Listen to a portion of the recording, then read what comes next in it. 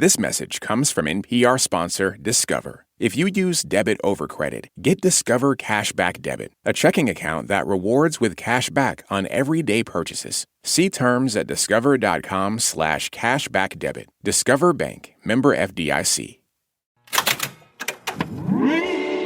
Hello, hello. I'm Brittany Luce, and you're listening to It's Been a Minute from NPR, a show about what's going on in culture and why it doesn't happen by accident.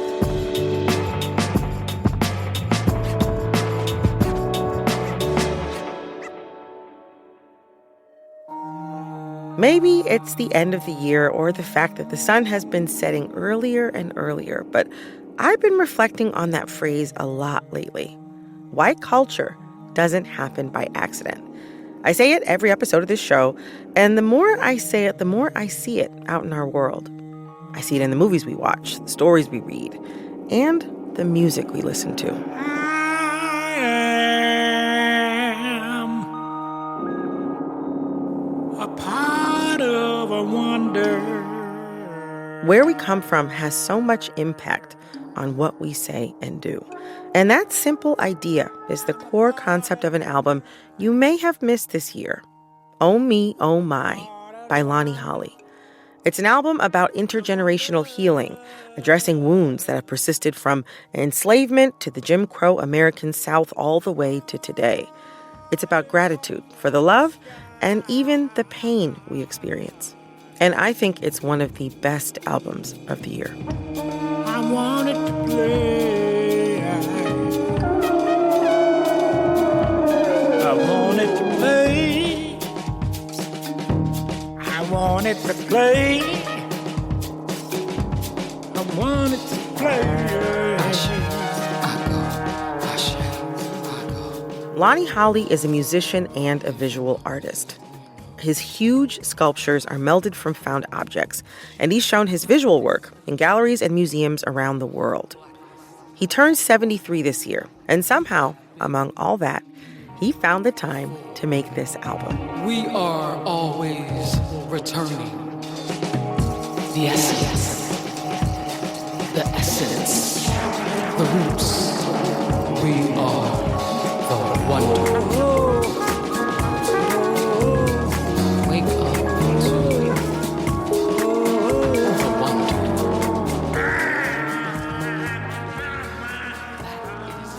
It's like nothing I've listened to before, and in it, he shares memories of growing up in Jim Crow, Alabama.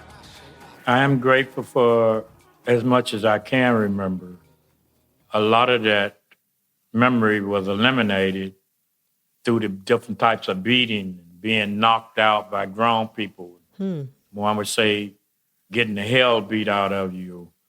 I don't know what was the result of at 4 years old when the old man poked a poker iron into my brain. It was a time for me that was much, much worse than anyone could ever imagine. When Lonnie was 4 years old, a nurse stole him from his mother and traded him for a bottle of whiskey. While estranged from his family, later, he was hit by a car. I was considered brain dead at 7 years old when I got hit by the car and drug up underneath that car for 2.5 blocks. He was then sent to a juvenile detention center informally called Mount Meigs. Journalists have since reported how it basically ran as a plantation. Children were subjected to beatings and sexually abused, and they were also forced to do farm labor from sunup till sundown. I have to look at things as zillions because the seeds of all the seeds that we planted while we were there was in the zillions. See, they didn't give us a credit for what we done. They didn't say that we were the caretakers of zillions of seeds, because if somebody had heard it like that, they would have calculated and say, wow, y'all had them damn children planting zillions of seeds and you ain't give them not now, acre for themselves.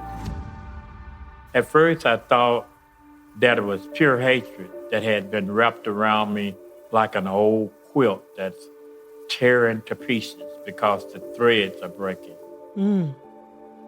Finally, at 14 years old, Lonnie's grandmother was able to get him out of the facility and reunite Lonnie with his family. but not until after deep physical and mental trauma. I feel grateful that I can process thought. And each and every second that I possibly can, I'm going to get up and I'm going to keep on working it. I'm giving it exercise. It's like my brain say to me in the morning, you can get up. Why are you laying now? Get up. Do something. You didn't learn to read and write, but you're learning to read and write. So do that. You know, there are some people who have had painful or difficult experiences who might be afraid of or resistant to cultivating gratitude for those experiences. What would you say to those of us who might be afraid or resistant to that? I would like for them first to think of someone like Gandhi, right? You could see a man in India with all those other humans around him, right? And he's sitting at a pile of sand. Instead of him cussing and fussing about every damn thing that has happened to him, he would prefer to take one grain of sand and move it from one hill of sand to the other. That kept him content. Sometimes the movement of material or studying those pieces of material as you move, it relieves you from concentrating on those materials just sitting around you. The earth is here for us, but how we use this mothership is left up to us. None of us have. For the past 60 years, that's exactly what Lonnie Holley has done. He's taken the pieces from one pile and built another. His family used to go to the city landfill and collect dozens of gallons of trash and sell it to feed their family.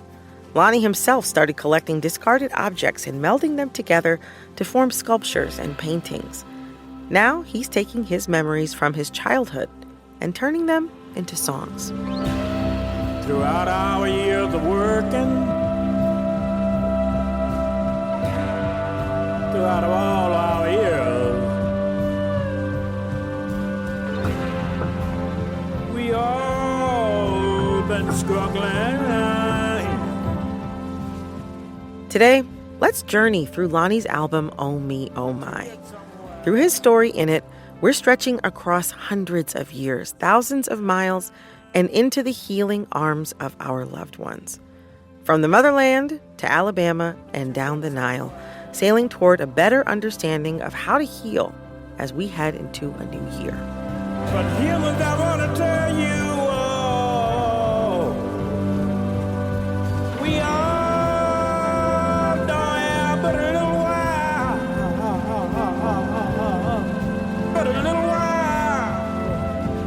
to get somewhere.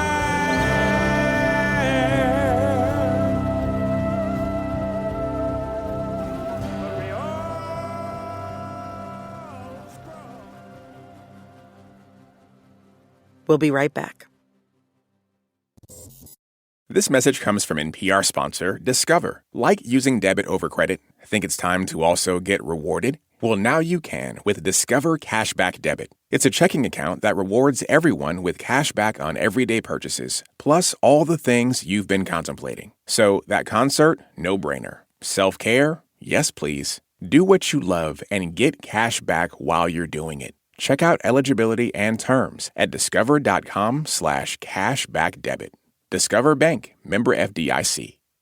This message comes from NPR sponsor Orion Pictures, presenting American Fiction starring Jeffrey Wright, Tracee Ellis Ross, Issa Rae, and Sterling K. Brown. Critics are calling American Fiction a razor-sharp comedy that everyone should see. It's the best performance of Jeffrey Wright's career and riveting from start to finish. It's one of the finest directorial debuts in decades and undeniably, effortlessly funny. Don't miss American Fiction, now playing in select theaters. Get tickets at AmericanFictionMovie.com.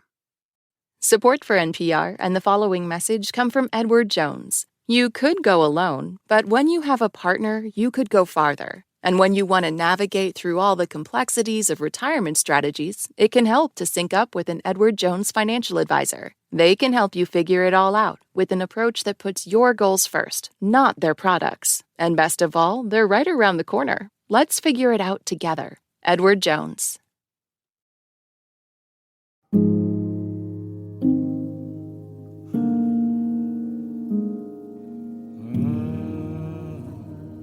Your album and the title track pivot around this phrase that you heard your mother saying when you were a little boy. Oh me, oh my. Oh me, oh my. And my grandmother. And your grandmother. What did oh me, oh my mean to your mother and your grandmother? A lot of times, oh me, oh my brought them joy. And a lot of times when they said, oh me, oh my, it was something hellified coming along.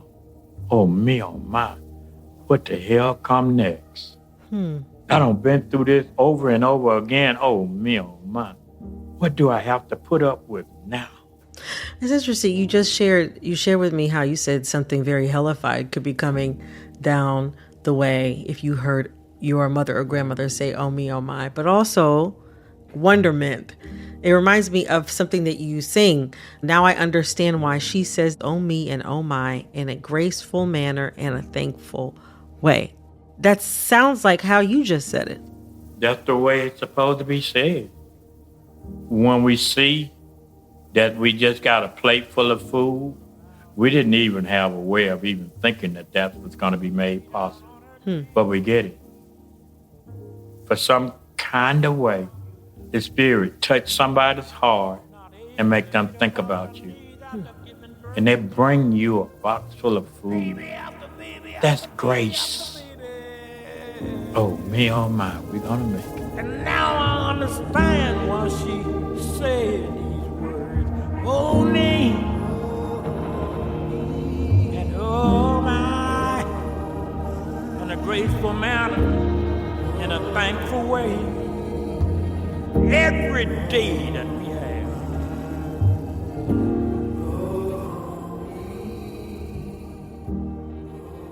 It makes me think of another song that you have on the album, If We Get Lost, They Will Find Us. And you duet with the Malian vocalist Rokia Kone. And in Malian, she sings about lineage, what our familial pasts bring to our present, and how, despite whatever conditions a person is given, you've got to work hard to make your life better. And you sing in English beside her saying, if we get lost, they will find us and we will find ourselves.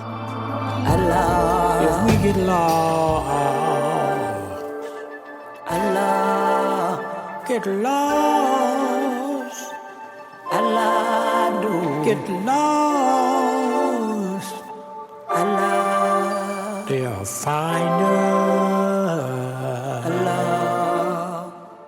I like the interplay between the English and the Malian, and it just feels like we're reaching across generations, across the diaspora, to heal where we come from so we can all move toward a whole version of ourselves. It makes me think about Sankofa, like in order to know where you're going. Yeah, African and African American. Yes. You're tying the knot. You're tying the knot of reality. You still my child. You still my child. It ain't that long since my grandmama, great-grandparents were slaves. Mm-hmm. You understand what I'm saying? I understand. It ain't that long since my mama, great-grandparents were slaves down in Dadeville, Alabama, Camp Hill, Alabama, all around there on them plantations that they had down there. It makes me think about the idea of intergenerational trauma. How the trauma that you experience or that your grandparents or great-grandparents experience gets passed down to you. And it also makes me think, though, like if the bad experiences, the intergenerational trauma can be passed down, what about intergenerational healing? Like if you heal yourself, can you pass that down? And does that continue to multiply? You do believe that because I see you nodding your head. Yes. Is that what you're trying to do with this album and your art, trying to heal down the line? I base my life on what the physicians say. Physicians, heal thyself. Heal thyself. Heal thyself. Comfort thyself. Chill thyself. Be still and listen. Give yourself time to heal. Don't always jump up too quick and fly off at the handle. People need to feel better now.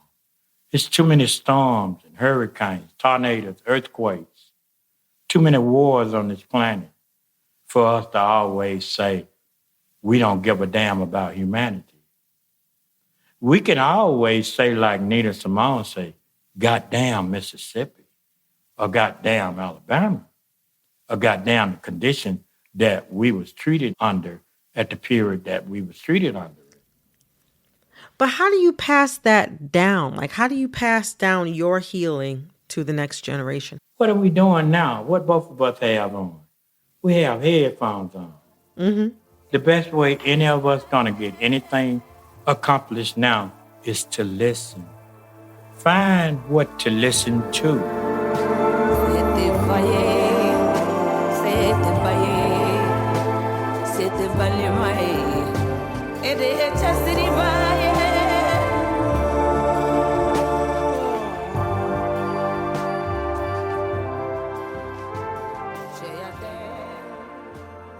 You know, in this album, you return to your mother and your grandmother over and over again.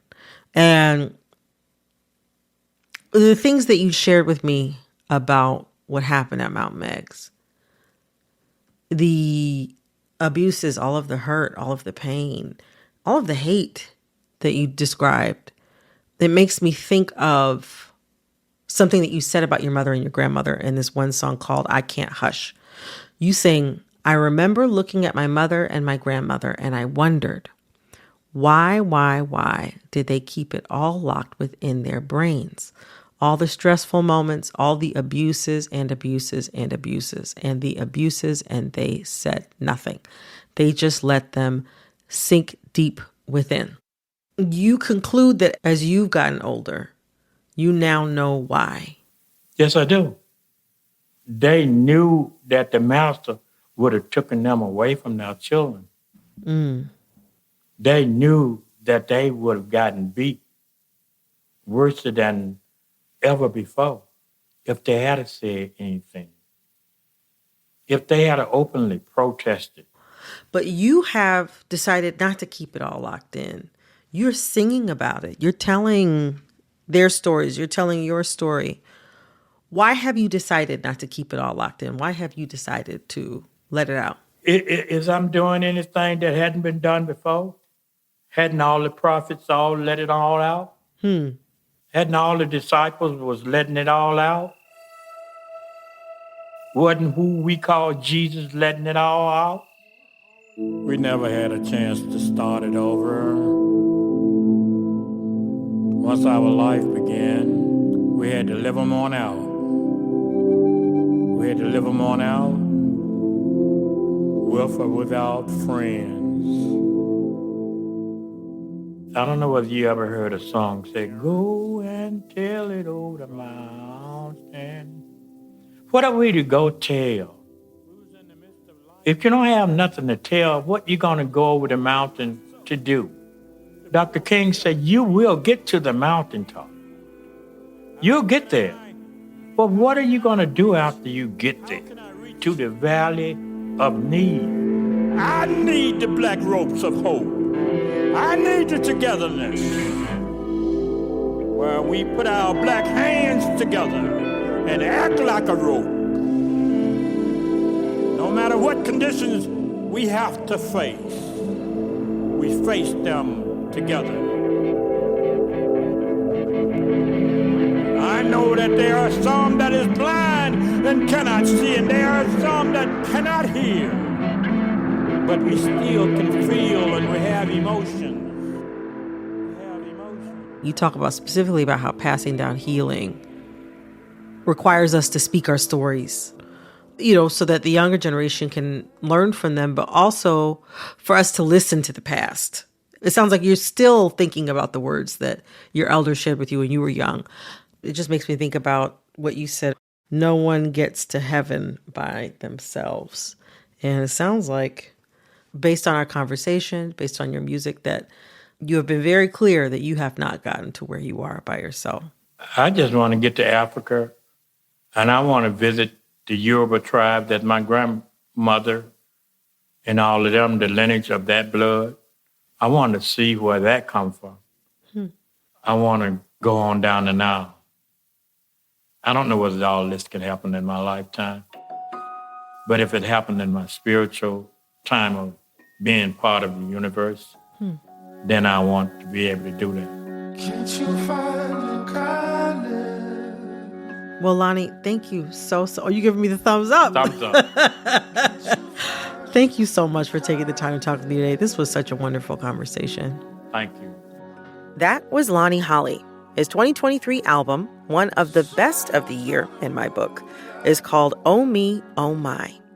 And as we close out this year, I just want to take a moment to reflect on where we started. That culture doesn't happen by accident. The tagline of this show. Every song we listen to, every song that we love, is written from the notes and instruments that were passed down to us. It's one way for us to hear where we come from and listen to the love and pain of the past. I know as we head into a new year, I, for one, am committed to listening. And hopefully that brings us all a little healing. Greatness would come in the morning, and kindness will follow you tears and dry them up, down through the years. I'll be right back. The following message comes from NPR sponsor MassMutual. The MassMutual Foundation empowers local nonprofits to increase financial resilience in their communities. Board member Dorothy Varon explains why access to networks is key. One of the primary ways in which we think the work of the foundation can support that notion of mutuality is by supporting projects, organizations who help us activate that connecting of people to not just the financial resources, but that can help groups of people learn about opportunities to be educated, to have networking opportunities they wouldn't otherwise have. It's all about getting people connected to the things that will help them break through barriers and avoid financial calamity in the event of a financial hit. To learn more about the MassMutual Foundation and their community-led partnerships, visit massmutual.com/foundation.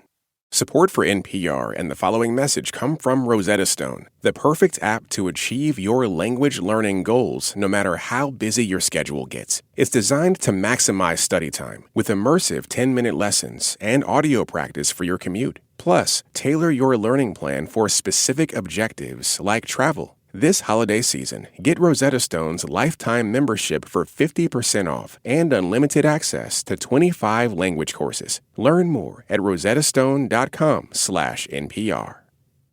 This message comes from NPR sponsor Total Wine & More. This holiday season, find the best gifts for everyone on your list when you shop at Total Wine & More. Discover standout gifts for everyone on your list, from wines and tequilas to gift baskets and sets. Explore more in-store, online, or on the Total Wine app. Spirits not available in Virginia or North Carolina. Drink responsibly. B21.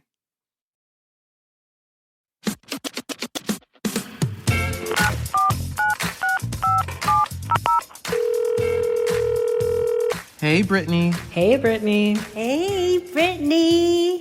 Hi, Brittany. This is Annalisa from New York.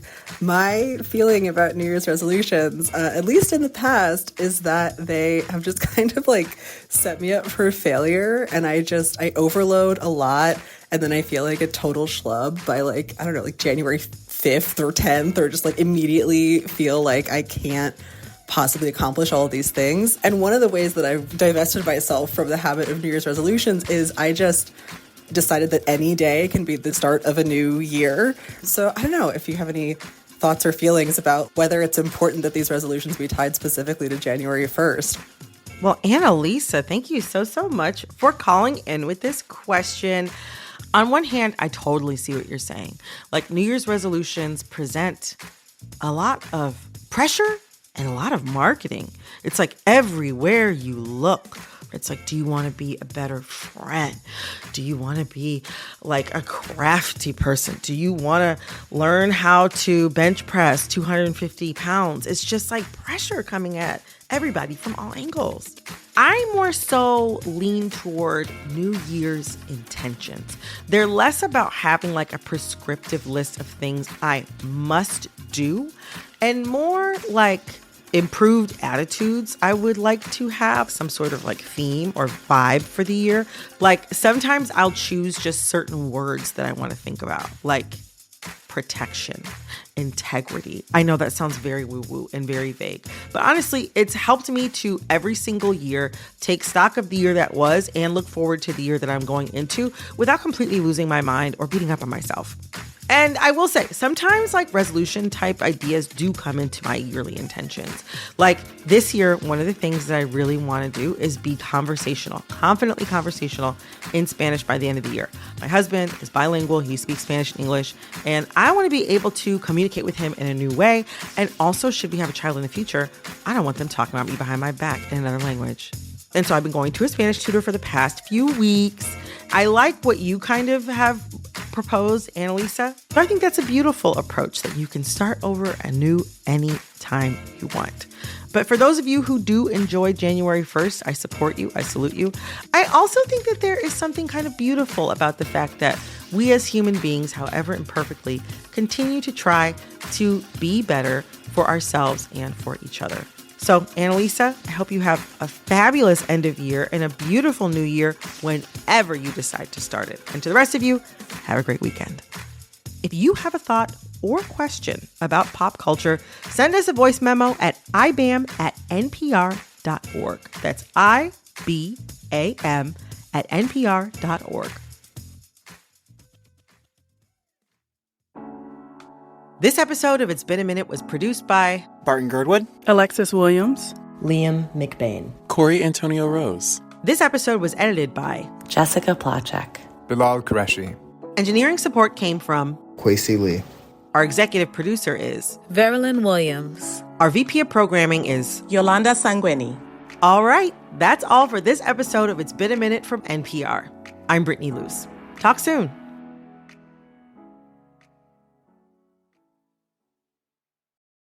Support for NPR and the following message come from Sattva. Sattva luxury mattresses are every bit as elegant as the most expensive brands, but because they're sold online, they're about half the price. Visit SAATVA.com/NPR and save an additional $200. This message comes from NPR sponsor Doctors Without Borders. Around the world, Doctors Without Borders provides medical care wherever it's needed most. This Giving Week, make a life-saving impact. Learn more at doctorswithoutborders.org/NPR. Have you been putting off making a budget or starting that new exercise routine?